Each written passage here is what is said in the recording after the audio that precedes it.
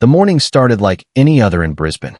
Hannah Clark buckled her 3 children into the car, preparing for the usual school drop-off.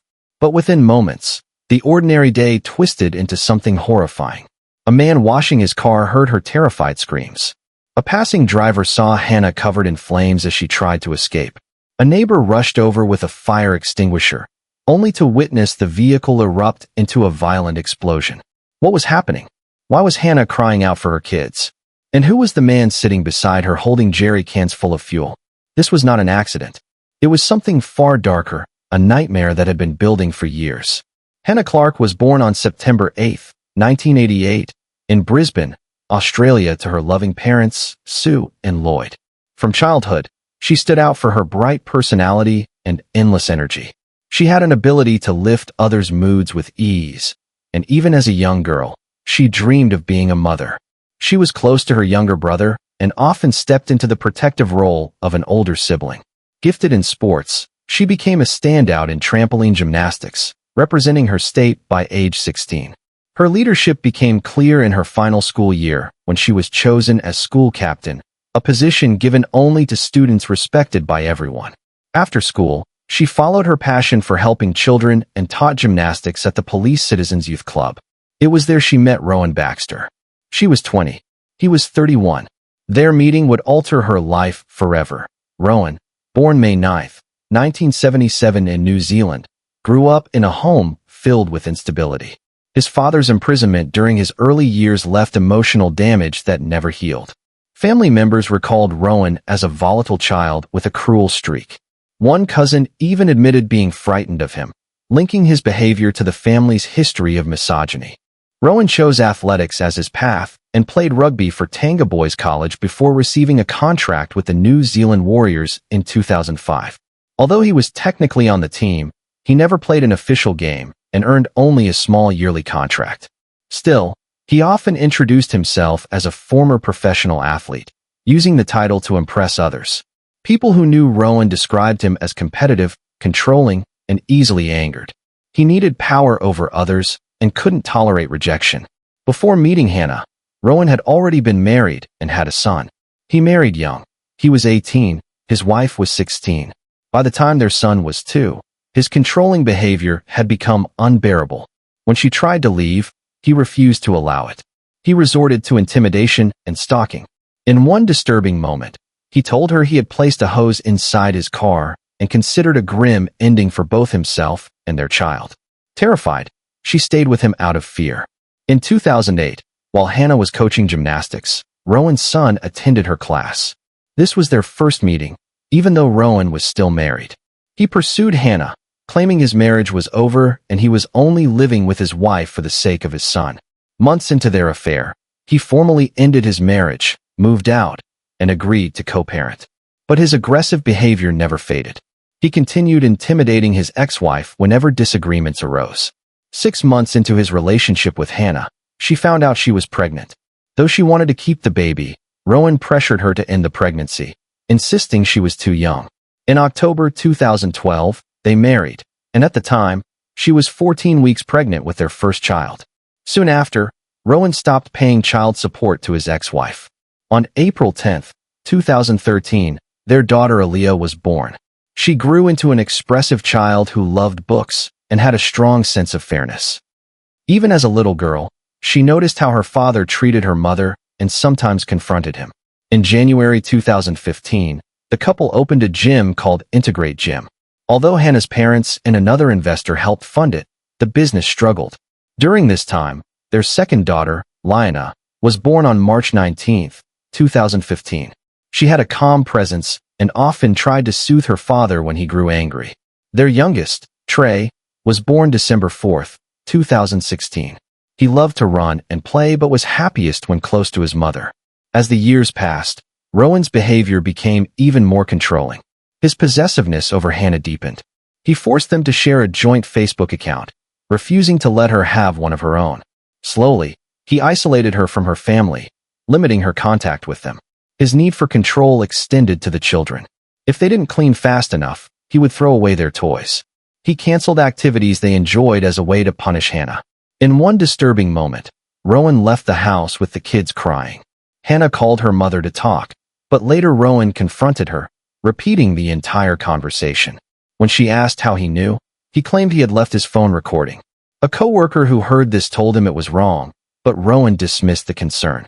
He also controlled their intimate life, demanding compliance. If she refused, he would start arguments that made her life miserable. In one frightening moment, he smashed her watch in anger and stormed out. Terrified he might hurt himself, Hannah called her mother, who, along with her father, drove around looking for him. When Rowan returned, he said he had been in a church parking lot and came close to harming himself. By November 2019, Hannah had reached her limit. She contacted a family violence support service, sharing her fear and her belief that Rowan watched her every move. With their help, she made an escape plan. In December 2019, she carried it out. She picked up Aaliyah from school and went straight to her best friend's house, leaving her phone behind because she feared Rowan was tracking her. The next day, she moved into her parents' home. On December 4th, Rowan reached out to Relationships Australia for counseling but never confirmed his appointment. 10 days later, he went to his doctor and admitted that Hannah had left him. He said he struggled with control and broke down crying. He returned for a mental health appointment and was prescribed a medication for sleep issues. Meanwhile, Hannah went to the police on December 6th and was advised to seek a domestic violence order, but she hesitated, afraid he would retaliate. She continued talking to Rowan about the children, hoping to keep things calm. He kept manipulating her, claiming she was hurting the kids, and telling her parents she was unstable. He would promise to return the children and then suddenly refuse, causing her panic. He began appearing without warning, letting himself into her parents' home and stalking her. On December 26th, Rowan was supposed to return the children after a visit. Instead, when Hannah arrived, he threw Lyanna into the front seat of his car and sped off. A witness alerted nearby police, but without legal custody orders, they could do nothing. Rowan later contacted Hannah through FaceTime, saying he wouldn't return Lyanna unless she admitted to having an affair. Hannah's lawyer sent a letter demanding the child's return. Police, concerned by Rowan's behavior, decided to proceed with a domestic violence order on Hannah's behalf. They found Rowan at his home with Lyanna and served him the order, which kept him 300 feet away from Hannah and the kids until a hearing. Hannah provided a detailed statement describing the abuse. She said Rowan pressured her into nightly intimacy, verbally humiliated her, and compared being with her to something degrading. She also shared that Rowan had once explained a plan to kill his ex-wife, their son, and himself, a horrifying detail that left her terrified he might harm her and their children too. Social media videos showed Rowan playing roughly with the kids, sometimes crossing into violence. In one disturbing video, he forced them into an ice bath while Trey sobbed. Rowan continued manipulating the situation, telling police he felt threatened by Hannah. On December 29th, he finally attended a counseling session, admitting jealousy issues and acknowledging Hannah left because of his controlling behavior. But no proper family violence risk assessment was done. The focus remained on basic coping techniques instead of the serious danger he posed. On January 8th, their case went to court. Rowan fought the domestic violence order, but it was upheld.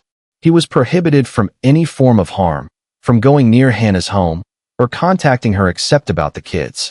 Rowan then saw a men's legal service, claiming he feared Hannah would take the children away forever. He began showing up at places she visited, making her believe he had placed a tracker on her car. That on January 23rd, the custody ruling granted Hannah full custody, while Rowan was given alternating weekends. The kids were distressed, especially Aaliyah. During one visit, she called Hannah crying, saying she didn't know where her father was taking them. On January 31st, Rowan returned Trey late. When Hannah got her son out of the car, she saw explicit photos of herself placed to be noticed. As she grabbed them and turned to leave, Rowan stepped out, twisting her wrist behind her back. Hannah's mother called police immediately. Rowan denied everything and tried filing an order against Hannah. A doctor confirmed Hannah had a sprained wrist. Rowan was charged with violating the domestic violence order and with common assault. But instead of arresting him, police gave him a notice to appear in court. Meanwhile, Rowan lost his job, and Hannah's lawyer informed his legal team that due to the incident, he would no longer have access to the children. Enraged, Rowan spiraled further. On February 17th, he went to a hardware store and bought zip ties, a jerry can, and denatured alcohol. The next day, he filled the jerry can with gasoline and bought lollipops and Kinder Surprise eggs. Later that afternoon, he contacted youth services asking about men's programs. That evening, he called a friend crying. During the kid's scheduled FaceTime call, he remained silent, only crying on camera. Sensing something terrible was coming, Hannah told her mother she needed to write a will, because if Rowan killed her, someone would need to raise the children. She confided in a gym friend that she feared he would hurt the kids.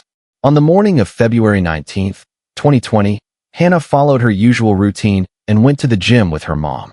Afterward, she went home, then left again to pick up coffee. She sat on her mother's bed, talking while her mom got ready for work. At 7:20 a.m., her mother kissed her and the kids goodbye for the last time. Hannah buckled the children into the car. Trey sat in the middle, Lyanna behind the passenger seat. Suddenly, Rowan appeared, jumping into the passenger seat with the fuel-filled jerry can. He demanded she drive. Hannah screamed at him to get out. She drove only a short distance before stopping near a man washing his car. She yelled, "Call the police. He's going to kill me. He's poured petrol on me." The man turned to see Rowan holding her down. Hannah fought free and stumbled out, but Rowan had already lit the fuel. Fire consumed the car and spread across her body. The man grabbed his hose and tried to put out the flames. He then sprayed Rowan, whose clothes also caught fire. Hannah cried out for her children. The man ran inside to call for help. Another passerby, Samantha, saw smoke, raced over, and took the hose to keep fighting the fire. She stayed beside Hannah, comforting her. A neighbor, Carrie, also ran out with a fire extinguisher. But the flames were too intense. The car exploded. Investigators later learned Rowan had placed the jerry cans near Aaliyah's seat so the explosion would ignite exactly where her feet were. The children all had fuel on them. Rowan dove into the burning car, but instead of rescuing the children, he grabbed a knife. A bystander shouted a warning. Rowan knelt, placed the knife to his chest, and stabbed himself. He curled up on the ground and died soon after. Hannah survived long enough to ask repeatedly whether her children were okay. The paramedics knew the truth but encouraged her to focus on breathing. She called her father, but could not speak. He thought it was a pocket dial. Hours later, Hannah passed away from her injuries. A note was found on Rowan's phone. It read, "I'm finishing your game. I don't want to play anymore.